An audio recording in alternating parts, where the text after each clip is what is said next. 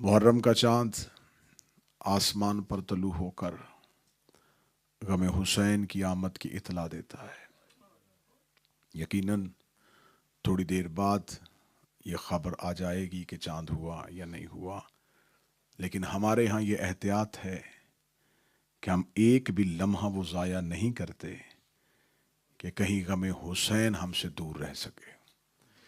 तो आज की शब को भी अगर चांद हो या ना हो, हम गम हुसैन से, हुसैन के रोने से इसकी इब्तिदा करते हैं।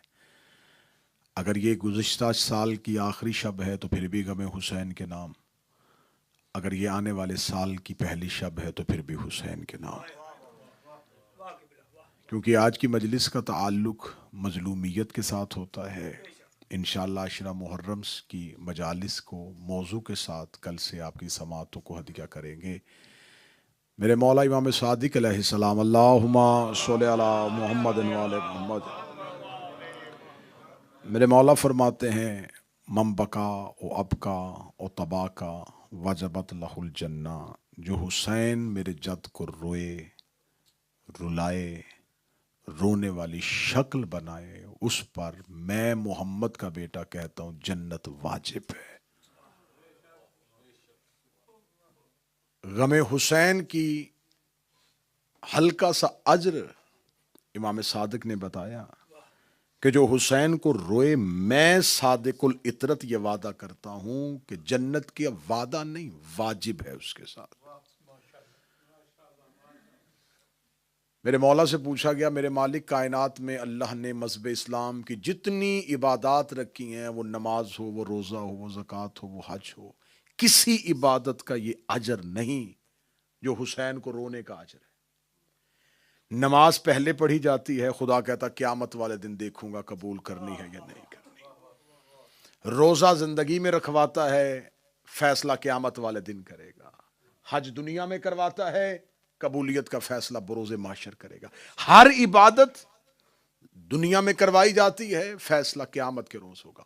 क्या है हुसैन का रोना, क्या है हुसैन पे गिरिया, कि आपने इसका वादा कर लिया कि मैं वादा करता हूं रोए, रुलाए, शक्ल भी बनाए तो मैं जन्नत वाजिब कर देता हूं। सादिकुल इतरत ने यूं ही साइल का यह सवाल सुना, इमाम ने फरमाया, काश तुम्हें खबर होती हुसैन को रोने की कीमत क्या है। तूने हुसैन के गिरिए का अजर इबादत के साथ कैसे किया? तुझे नहीं खबर, हुसैन ना होते ना नमाज होती, ना रोजा होता, ना ज़कात होती। इस्लाम के जितने अरकान तूने गनवाए हैं, इनमें से एक भी ना होता अगर हुसैन ना होता। तो मेरे मालिक, फिर आप ये कह दीजिए कि हुसैन अलैहिस्सलाम ने इस्लाम बचाया, हुसैन ने दीन बचाया, तो हुसैन ये कदर पा गया। आप तो अज़ादार की बात कर रहे हैं। अब मैं आज की पहली शब में आपको आपके आंसू की कीमत बताने लगा हूं, सादिकुल इतरत की जुबान से। उसने कहा, आपने कहा है कि गमे हुसैन, आपने ये तो नहीं कहा कि हुसैन की कुर्बानी नमाज से अफजल, हुसैन की कुर्बानी रोजे से अफजल। आपने कहा हुसैन को रोने वाले पे जन्नत वाजिब। तो एक आम अज़ादार को जन्नत सिर्फ आंसू पे क्यों दे रहा है? फरमाया, पूरे इस्लाम में कुछ भी ना होता अगर हुसैन ना होते, और अगर अज़ादार की आंख में आंसू ना होता तो करबला की तशहीर ना होती। पूरा इस्लाम अल्लाह ने बंद किया करबला में, करबला बंद की है अज़ादार के आंसू में। फिर लफ्ज सुनिएगा, पूरा इस्लाम करबला में, पूरी की पूरी करबला हुसैन के आंसू में। उसका मौला, गम हुसैन पे रोने के लिए क्या शर्त है? क्योंकि इंसान मर्जी से रो नहीं सकता, हर इबादत मर्जी से होती है, रोना मर्जी से नहीं। रोता तो इंसान तब है जब तकलीफ होती है। और आंसू की भी दो किस्में होती हैं, एक खुशी का आंसू होता है, एक गम का आंसू होता है। मौला अमीर अल मोमिनीन की बारगाह में बैठे हुए जनाब सलमान की आंखें आंसुओं से झलक रही थी। एक शख्स ने कहा, मौला सलमान क्यों रो रहा है? फरमाया, मेरे फजाइल सुन के खुशी से रो रहा है। और फिर वहीं पे मेरे मौला अमीर अल मोमिनीन ने एक म्यार दिया था। मौला फरमाते, अगर देखना हो आंसू खुशी का है या गम का है, आंसू आंख से निकले उसको उल्टी हथेली पे रखो। अगर तो आंसू ठंडा हुआ तो खुशी का है, गर्म हुआ तो गम का है।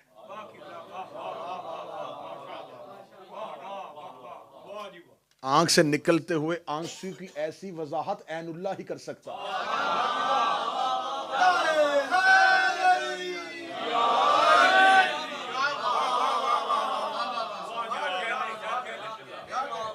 مولا امیر المومنین نے فرمایا کہ انسان کے آنسو جب غم کا نکلتا ہے تو غم تب پیدا ہوتا جب دل میں حرارت پیدا ہو۔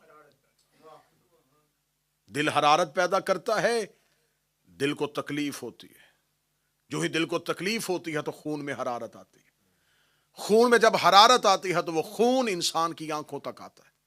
مولا فرماتے ہیں کہ اللہ نے اس آنکھ کے پردے کے پیچھے ایک اتنی باریک جھلی رکھی ہے جو اس آنکھ کو پردے سے باہر نہیں آنے دیتی، اس خون کو آنسو کی صورت میں، ایک پانی کی صورت میں انسان کی آنکھ سے نکالتی ہے۔ مولا فرماتے ہیں یہ خون کی حرارت ہوتی ہے۔ اب حرارت سمجھ لی ہے تو اب اگلا فرمان سن لینا۔ میرے مولا فرماتے ہیں غم حسین مومن کے دل میں حرارت پیدا کرتا ہے۔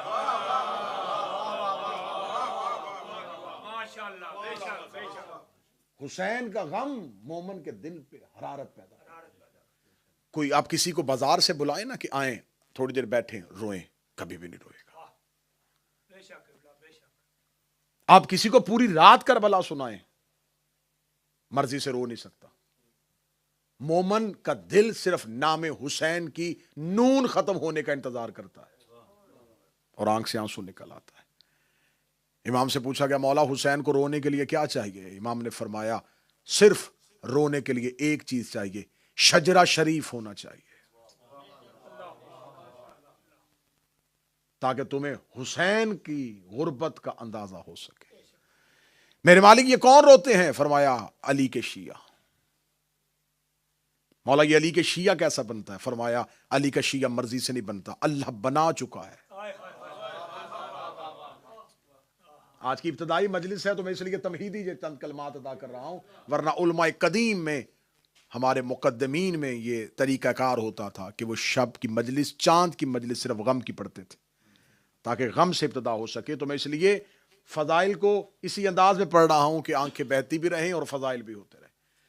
مولا حسین کو کون روئے گا؟ متوجہ ہے صاحبان؟ مولا حسین کو کون روئے گا؟ فرمایا علی کا شیعہ۔ مولا علی کا شیعہ کسے کہتے ہیں؟ علی کا گروہ جو علی کا ساتھ ہے؟ فرمایا نہیں۔ مولا شیعہ کیسے بنتا ہے؟ امام فرمایا بنتا نہیں، اللہ بنا چکا ہے۔ میں پھر لفظ کہنے لگا ہوں اپنے نوجوان بچوں کے لیے، شیعہ دنیا میں آ کے نہیں بنتا۔ مولا کیسے؟ کتاب کا حوالہ حیات القلوب علامہ مجلسی، کتاب کا حوالہ بحار الانوار علامہ مجلسی، کتاب کا حوالہ کامل الزیارات غیبت صغرا کے دور میں لکھی ہوئی کتاب۔ امام نے فرمایا خلقو شیعتنا من فاضل طینتنا، ہمارے شیعہ ہماری بچی ہوئی طینت سے خلق ہوئے۔ مولا فرماتے ہیں اللہ نے یہ جو شیعوں کو خلق کیا ہے، ہم اہل بیت کی بچی ہوئی طینت سے خلق کیا ہے۔ یہ کہنے کے بعد فرمایا والمعجون بماء ولایتنا، پھر اللہ نے ان کی مٹی کو ہماری ولایت سے گوندا ہے۔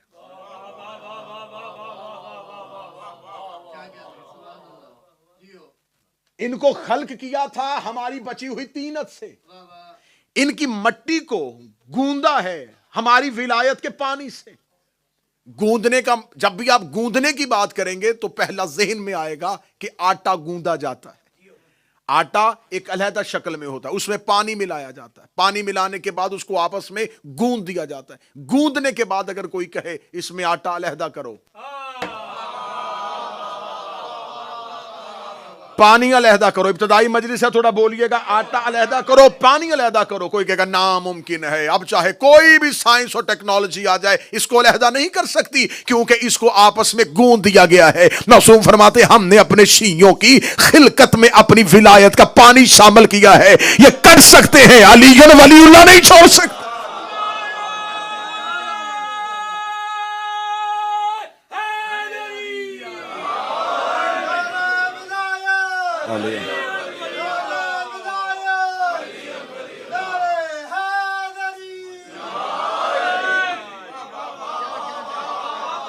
ان کو خل کر دیا گیا ہے،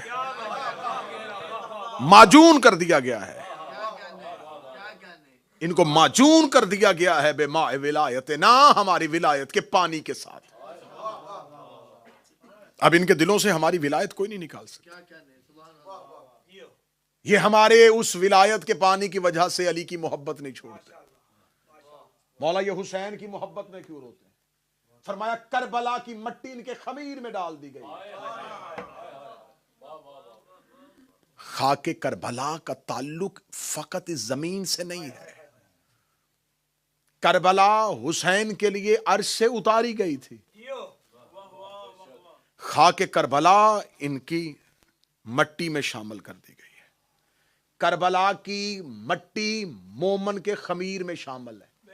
میں لفظ بار بار کہوں گا تاکہ دلیل جب دوں گا تو آپ کا ذہن گواہی دے سکے. کربلا کی خاک عزادار کے خمیر میں شامل ہے. اور آج بھی معجزہ ہے کہ کربلا کی خاک جہاں بھی ہوتی ہے 10 محرم کو سرخ ہو جاتی ہے.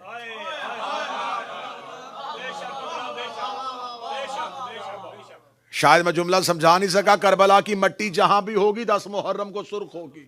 اب 10 محرم کو ہماری زنجیر پہ اعتراض نہ کرنا, ہمارے خون کے پرسے پہ اعتراض نہیں. اور یہ بات بھی میں کہوں کہ صرف مجلس حسین میں آنا عبادت نہیں. بعض احباب یہ سمجھتے کیونکہ جدید دور ہے نا, بندے کہتے ہیں مجلس میں چلے گئے تو بس عبادت ہو گئی. میں پھر امام صادق کا فرمان پڑھنے لگا. میرے مولا نے کہا صرف مجلس حسین میں نہ بیٹھا کرو, حسین کا ماتم بھی کیا کرو. اب امام کا فرمان پڑھنے لگا ہوں, فرمان معصوم پڑھنے لگا ہوں, اور کتنا خوبصورت امام نے تمثیل دی ہے. مولا فرماتے ہیں مجلس حسین کے بعد ماتم ایسے ہی ہے جیسے نماز کے بعد زہرا کی تسبیح.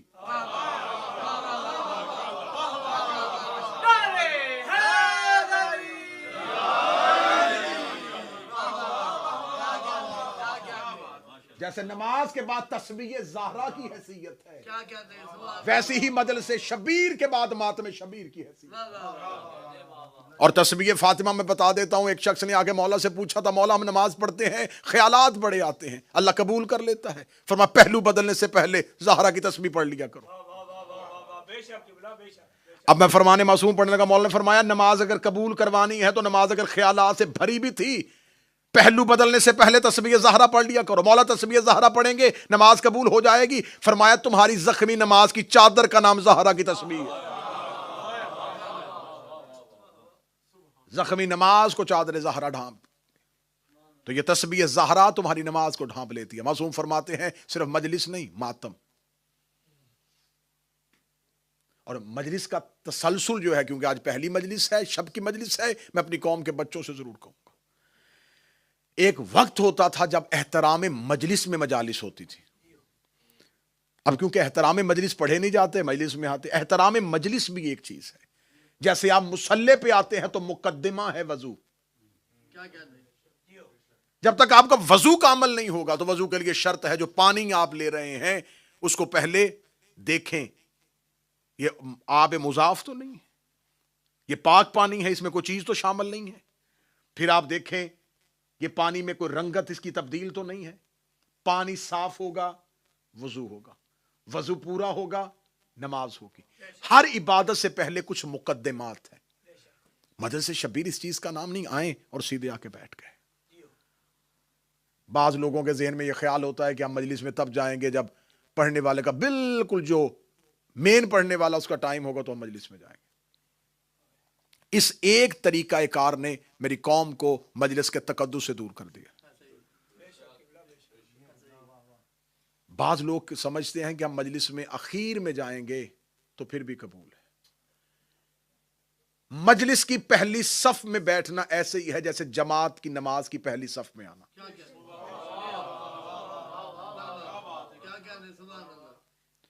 جیسے پہلی جماعت کی صف کی نمازی کی حیثیت ہوتی ہے, پہلی مجلس شبیر میں پہلے آنے والے کی حیثیت ہوتی ہے. پہلے آنا مجلس حسین میں اس لیے ضروری ہے کہ جو سب سے پہلے آتی ہے وہ مادر حسین ہے. جو چاہتا ہے کہ مادر حسین کی دعا جلدی لے تو وہ مجلس حسین میں پہلے آئے. مجلس میں سب سے بعد میں نکلنا یہ بھی میرے آئمہ کی سنت ہے. پہلے آنا بعد میں نکلنا, تقدس کو ملحوظ خاطر رکھنا, احترام کو ملحوظ خاطر رکھنا, آپ کے گھر میں کوئی مہمان آئے اور وہ مہمان آ کے اونچی آواز میں کہہ کے لگائے تو آپ اس کو بدتمیزی شمار کرتے ہیں. وہ آپ کے گھر میں بیٹھ کے فضول باتیں کرے تو آپ کو لغویات بکنے والا بدتمیز لگتا ہے. تو یہ امام بارگاہ جو ہے یہ حسین کا گھر ہے. ان 9 دنوں میں یہ احتیاط کیجئے گا کہ آپ نے اپنی ذاتی گفتگو کرنی ہے امام بارگاہ کی حدود سے باہر. جب تک حسین کی مجلس والی جگہ پہ ہیں تو صرف حسین کے لیے بیٹھے. کوئی باتیں غیر ضروری تو نہیں لگ رہی سر؟ یہ حسین علیہ السلام کا فیض ہے ہم پر کہ مجلس حسین میں اس نے ہمیں بلایا، اور مجلس حسین میں نمازی بڑے سے بڑا نمازی بھی ہو اس کی نماز تصورات سے خالی نہیں ہے. نماز میں تصور کیوں آتے ہیں؟ کہتے ابلیس گمراہ کرنا شروع کر دیتا ہے. لے میں منبر کے تقدس کی قسم کھا کے کہتا ہوں، نمازی نماز میں خیالات میں جاتا ہے، ماتمی مجلس حسین میں خیالات میں نہیں جاتا.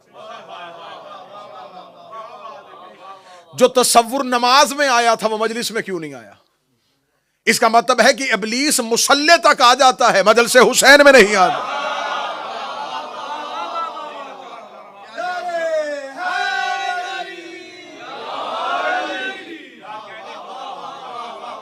وہ مصلی تک پہنچ گیا، اس کی رسائی نمازی کے مصلی تک ہے، حسین کی مجلس میں نہیں.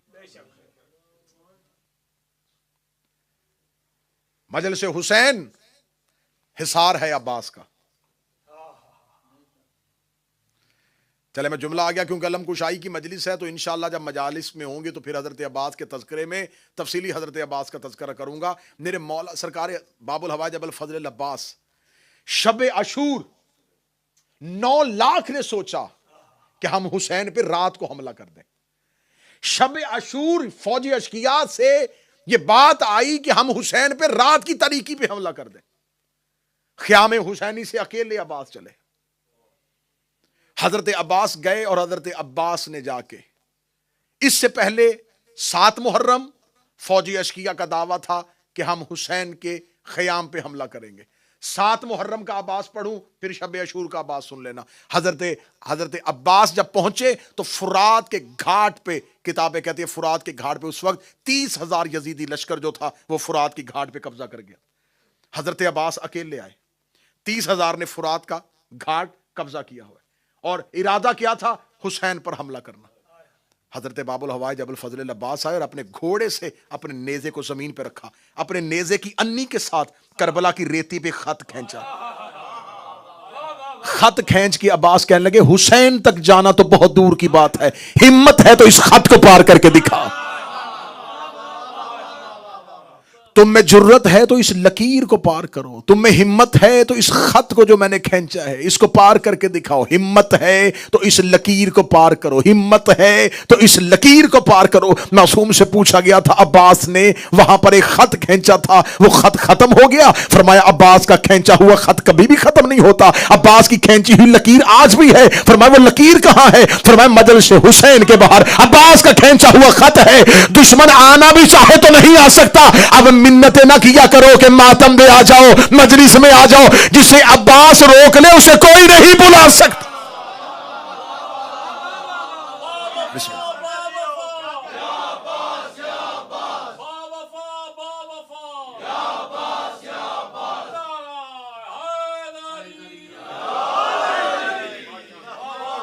آپ نے خلوص نیت کے ساتھ آپ مجالس میں آئے، آپ عزاداری حسین علیہ السلام کو بالکل خلوص نیت کے ساتھ، جیسے نمازی نماز میں خلوص دکھاتا ہے ویسے حسین کے ماتم میں خلوص دکھاؤ، ویسے حسین کے عزاداری میں خلوص دکھاؤ.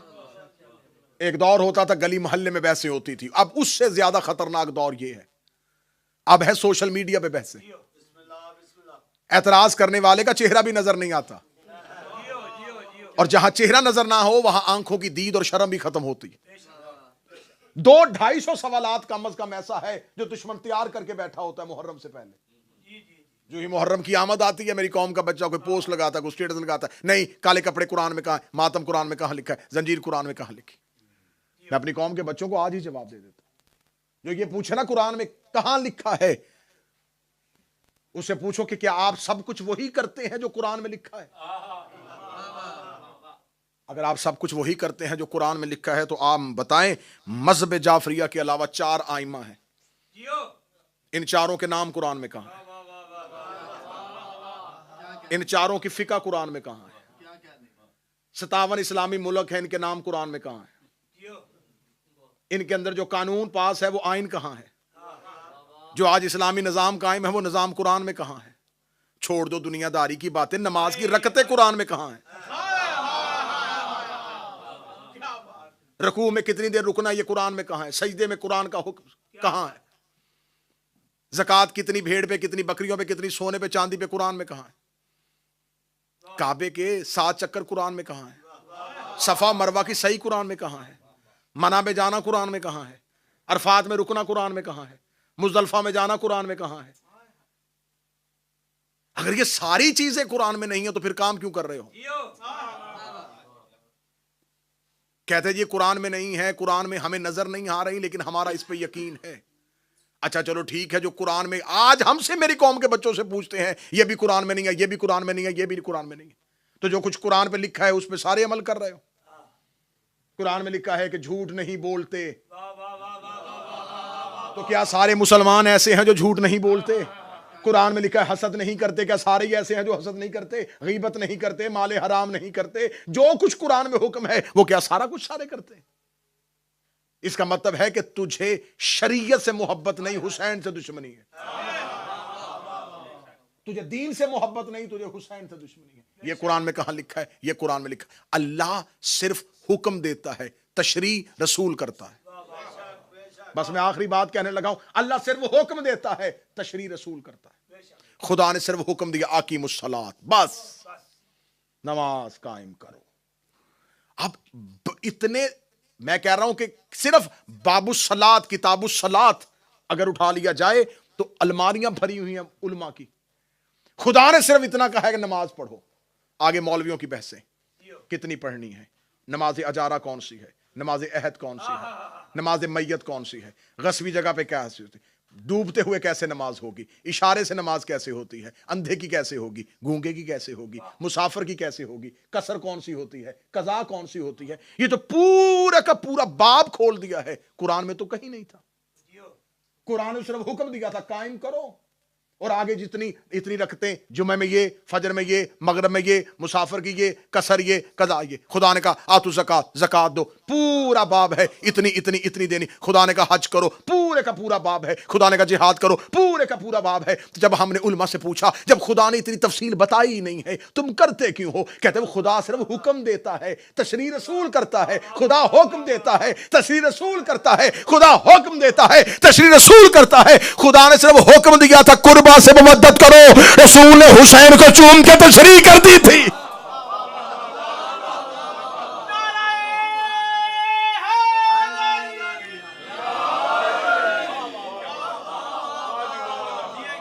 جیسے صرف اللہ نے نماز کا حکم دیا، تشریع رسول نے کی، روزے کا حکم دیا، تفسیر رسول نے بتائی۔ خدا نے صرف یہ کہا تھا قربا سے مودت کرو، حسین کو کاندھوں پہ اٹھا کے، سینے سے لگا کے، ممبر پہ زانو پہ بٹھا کے، سجدے میں پشت پہ لا کے، چوم کے، احترام کر کے رسول نے تشریح بتا دی ہے۔ اب یہ اعتراض کرنا کہ یہ قرآن میں کہاں ہے، یہ قرآن میں کہاں ہے، یہ قرآن میں کہاں ہے، جو قرآن میں نظر آ رہا ہے اسے مسلمان مان نہیں رہے، جو چھپا ہوا ہے اسے ڈھونڈ رہے ہیں۔ میں پھر جملہ کہوں گا، شاید آپ بے نیازی میں جملہ کھا گئے، میں پھر جملہ کہنے لگا ہوں، جو نظر آ رہا ہے قرآن میں مسلمان مان نہیں رہے، جو چھپا ہوا ہے اسے ڈھونڈ رہے ہیں۔ جو نظر آ رہا ہے اسے مان نہیں رہے، جو چھپا ہوا ہے اسے ڈھونڈ رہے ہیں۔ جو نظر آ رہا ہے اسے مان نہیں رہے، جو چھپا ہوا ہے اسے ڈھونڈ نہیں رہے۔ اب بھی میرا خیال ہے 4 لوگوں کو سمجھ آئی، باقی بندے چپ ہیں۔ جو قرآن میں نظر آ رہا ہے اسے مان نہیں رہے، جو چھپا ہوا ہے اسے ڈھونڈ رہے ہیں۔ جو غدیر میں نظر آ رہا تھا اسے مان نہیں رہے تھے، جو غیبت میں ہے اسے ڈھونڈ رہے ہیں۔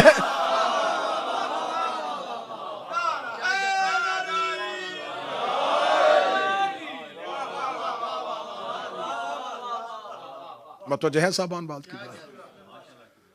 غم حسین کا تعلق جو ہے وہ صرف حسین کے عزادار اور مومن کے ساتھ، قلوب میں حرارت پیدا کرنا، دلوں کو ولایت علی دینا، یہ ہے کرم مادر حسین کا۔ محرم اس کرم کا اظہار ہے۔ میں پھر جملہ اچھا کر کے کہنے لگا ہوں، اس سے بہتر جملہ میرے کوزہ معرفت نہیں ہے۔ محرم ہماری خلقت کے مقصد کا اظہار ہے۔ مولا حسین عزت عطا فرما۔ ہم محرم میں زمانے کو بتاتے ہیں کہ ہم کیوں ہیں۔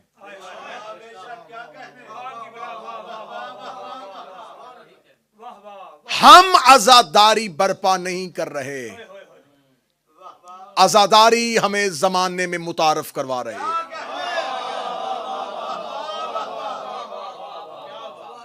ہم مجلس شبیر نہیں کر رہے، مجلس شبیر ہماری پہچان بتا رہے ہیں۔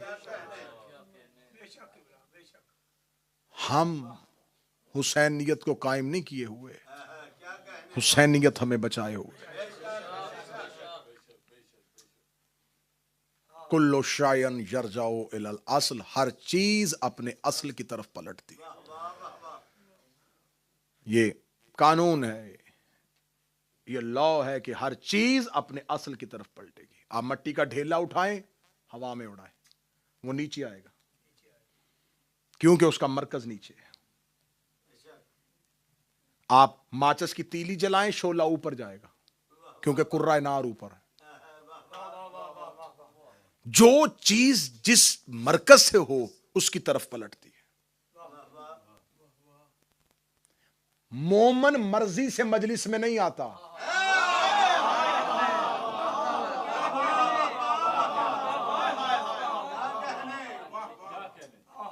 آپ ان 10 دنوں میں آزما کے دیکھ لیجئے گا، آزمائیے گا ان 10 دنوں میں، اس چیز کو آزما کے دیکھ لیجئے گا۔ مجلس کا وقت ہوگا، آپ کے اس سے پہلے ایک بے چینی، ضروری امور جلدی جلدی نپٹا رہے ہوں گے۔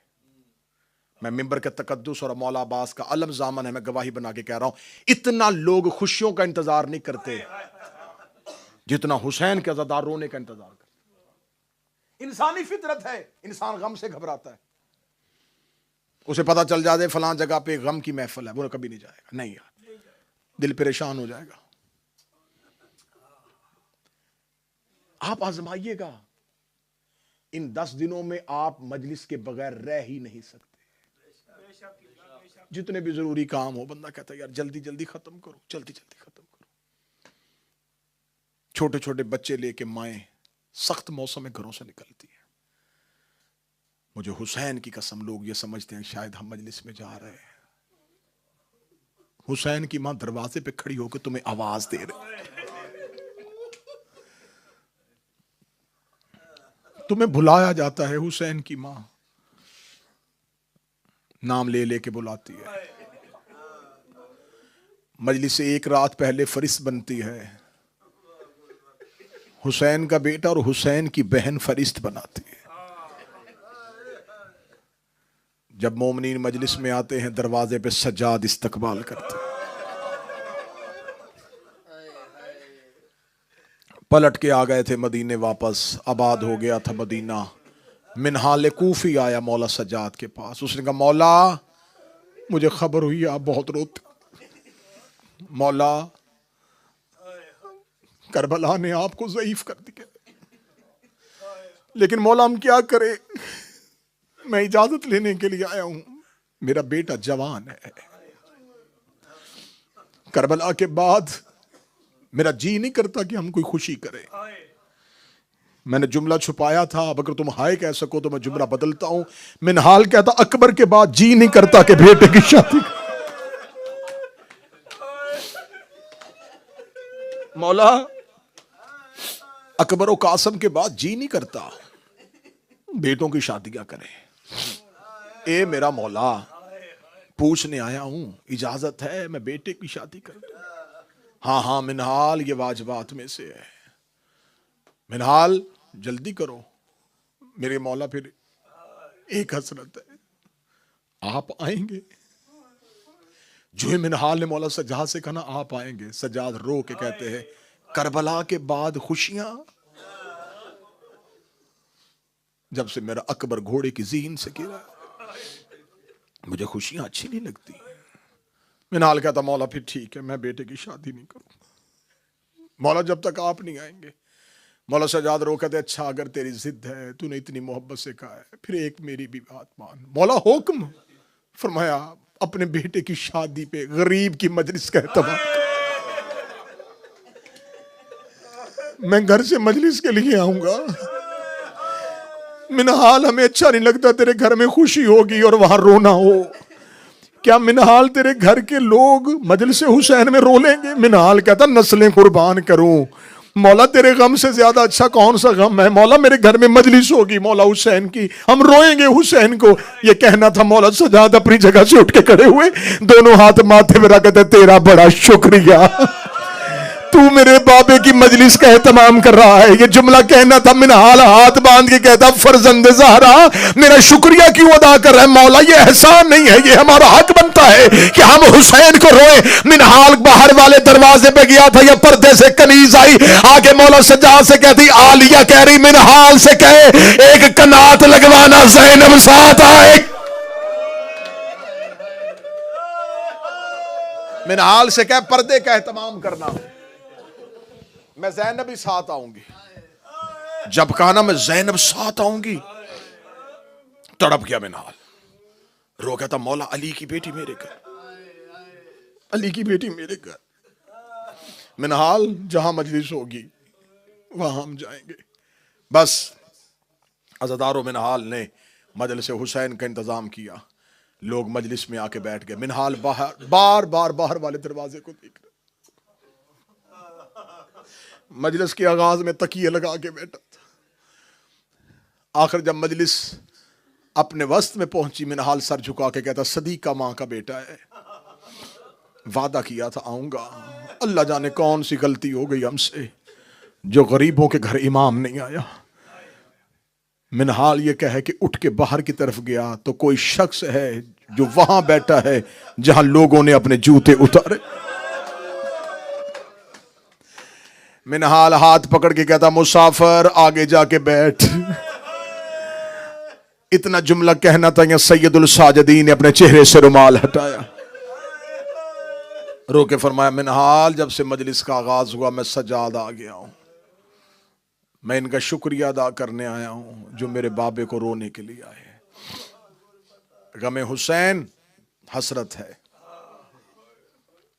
चांद तलू हो जाए तो गुर्बत में देखना, बस चांद को देख के एक जहन में बहात लेना, ये चांद किस किस ने कहां कहां देखा। हुसैन ने सफर में देखा, ज़ैनब ने महमल में देखा, असगर ने मां की गोद में देखा, अकबर ने घोड़े की जीन पे देखा, अब्बास ने रेत पे गिर के देखा, सुगरा ने मदीने में देखा। जो ही आसमान पे मुहर्रम का चांद देखा, मेरे मौला हुसैन सफर में थे। जो ही मुहर्रम का चांद आसमान पे आया, आज चांद ढूंढना मुश्किल है, उस दौर में रेगिस्तान सहराओं का सफर, दूर से चांद की हुसैन की नजर पड़ी। मेरे मौला ने अपनी सवारी छोड़ी, सवारी को वहीं पे छोड़ के हुसैन ने सर से अमामा उतारा।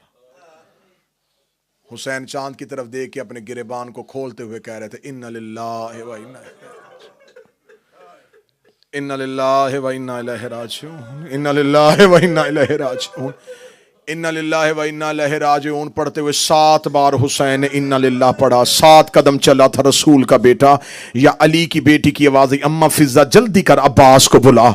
बीबी फिजा ने आवाज दी अब्बास आकाजादी बुला रही है। अब्बास जल्दी से बीबी के महमल के करीब आए। जी शहजादी, रोके कहती अब्बास पता कर मेरा हुसैन कहाँ है, मेरा जी घबरा रहा है। फरमाया बीबी क्यों हुसैन को ढूंढ रही है? मौला हुसैन अभी घोड़े की जीन से उतर के गए हैं। बीबी रो के कहती है अल्लाह जाने थोड़ी देर से मेरे कानों में मेरी मां के रोने की आवाज आ रही है, थोड़ी देर गुजरी है मेरी मां के रोने की आवाज आ रही है, मेरे हुसैन को बुलाओ। अब्बास रोते हुए वहां गए जहां करीम करबला था। मौला आलिया ने तुझे बुलाया है। हुसैन उल्टे कदमों से चले, महमल के करीब आकर बोल अली की बेटी क्यों बुलाया है? रो के फरमाया हुसैन अपना सर मेरे महमल के अंदर ला। हुसैन का सर महमल के अंदर आया। अली की बेटी ने हुसैन के गले में बाहें डाली, माथा चूम के कभी सच बता रोया क्यों था, सच बता रोया क्यों था? हुसैन रो के कहे ज़ैनब मुहर्रम محرم کا چاند طلوع ہو گیا ہے.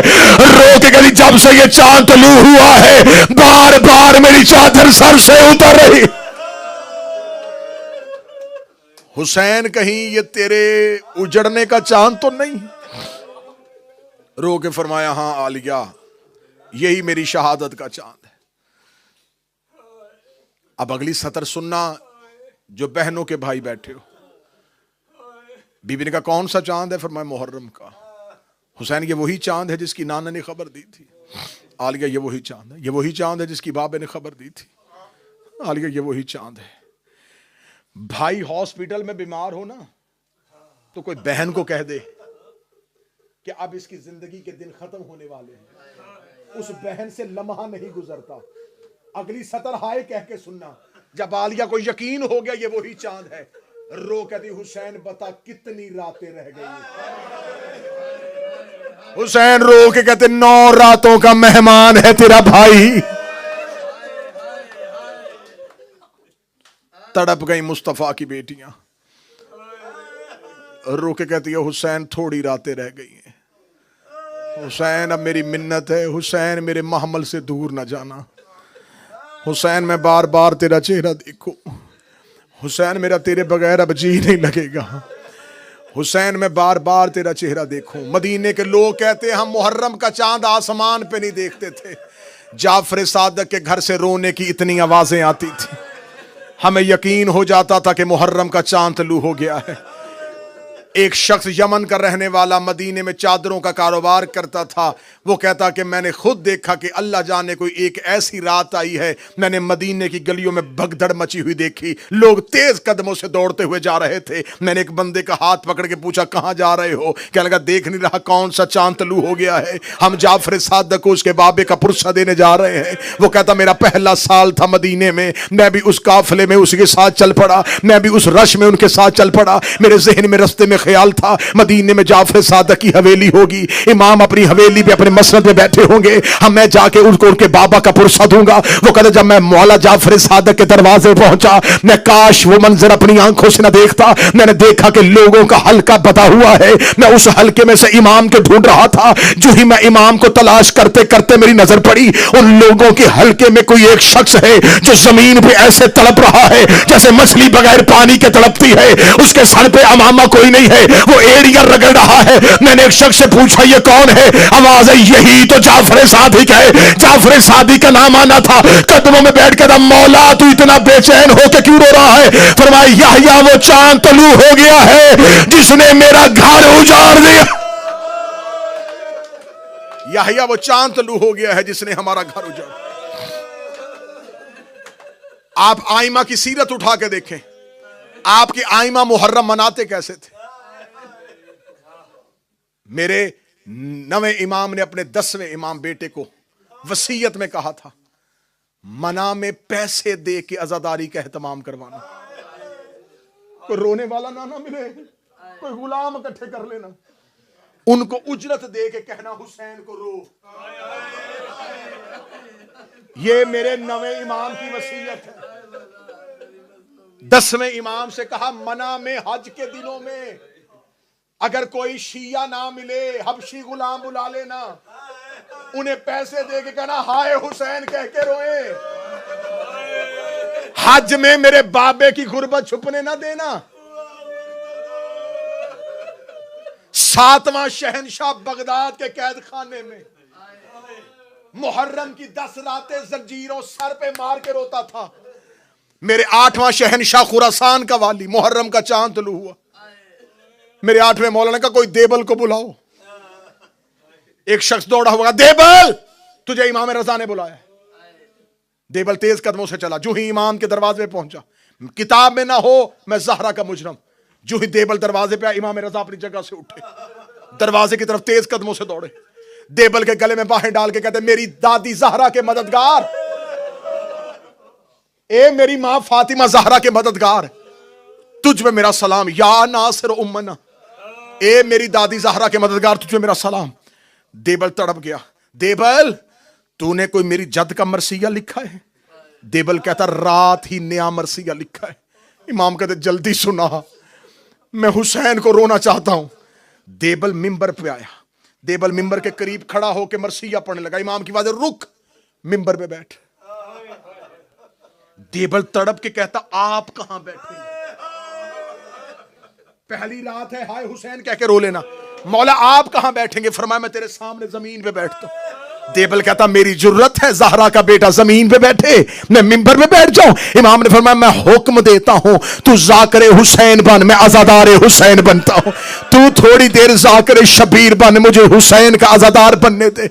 دیبل کہتا حکم امام تھا مجھ پہ واجب ہو گیا, میں ممبر پہ آیا. دیبل نے وہ مرثیہ پڑھا جو آج بھی عربوں میں مشہور ہے, مشہور ترین دیبل کا مرثیہ, مشہور ترین مرثیہ, اے زہرا تیرا چمن اجڑ گیا. اسی مرثیے کو حماد اہل بیت شہید محسن نقوی نے اپنے منظوم کلام میں لکھا تھا, زہرا تیری کلیوں کا صحرا میں بکھر جانا. دیبل نے ممبر پہ آ کے کہا اے فاطمہ زہرا تیرا بھرا چمن اجڑ گیا, اے سیدہ تیرے گلستان کو نظر لگ گئی, اے بی بی تیرے پھول اور تیری کلیاں بکھر گئیں. یہ کہہ کے دیبل نے اگلا شعر پڑھا, بی بی میرا سلام تیرے بیٹے حسن کو جسے تیروں کا کفن پہنایا گیا, بی بی میرا سلام تیرے بیٹے حسین پہ جس کی لاش کو گھوڑوں کے سموں سے پمال کیا گیا, بی بی میرا سلام تیرے بیٹے سجاد پہ جسے ماں کے ساتھ قید کر کے بازاروں میں پھرایا گیا, بی میرا سلام تیرے بیٹے باکر پہ جسے کم سنی میں قید کیا گیا, بی میرا سلام تیرے بیٹے جعفر صادق پہ جسے مدینے میں غربت کی زہر دے کے مارا گیا, بی میرا سلام تیرے بیٹے موسی کاظم پہ جسے بغداد کے قید خانے میں قیدی کیا گیا. یہ مرثیہ ختم کر کے دیبل روتا ہوا ممبر سے نیچے اترا. امام رضا نے اپنے ہاتھ سے ایک شعر لکھا, شعر لکھے گا دیبل اپنے مرثیے میں آج سے شعر کا اضافہ کر دے. دیبل ممبر پہ آیا, دیبل نے شعر پڑھا, بی میرا سلام تیرے اس بیٹے پہ جو توس میں غربت کی حالت میں دفن ہو جائے گا. یہ جملہ پڑھنے کے بعد دیبل رو کہتا مولا مجھے تو نہیں پتا فاطمہ کا کوئی بیٹا توس میں بھی دفن ہے.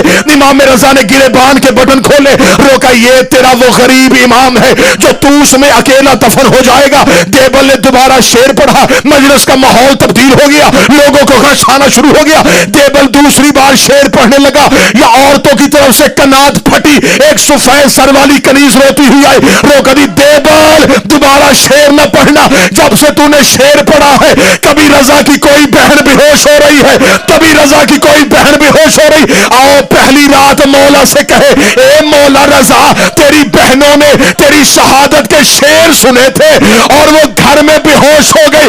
حسین کی 3 سگی بہنیں 70 قدم کے فاصلے پہ قاتل سے کہہ رہی تھی خنجر آہستہ چلا, حسین کی رگیں خشک ہو گئی. ماتم حسین.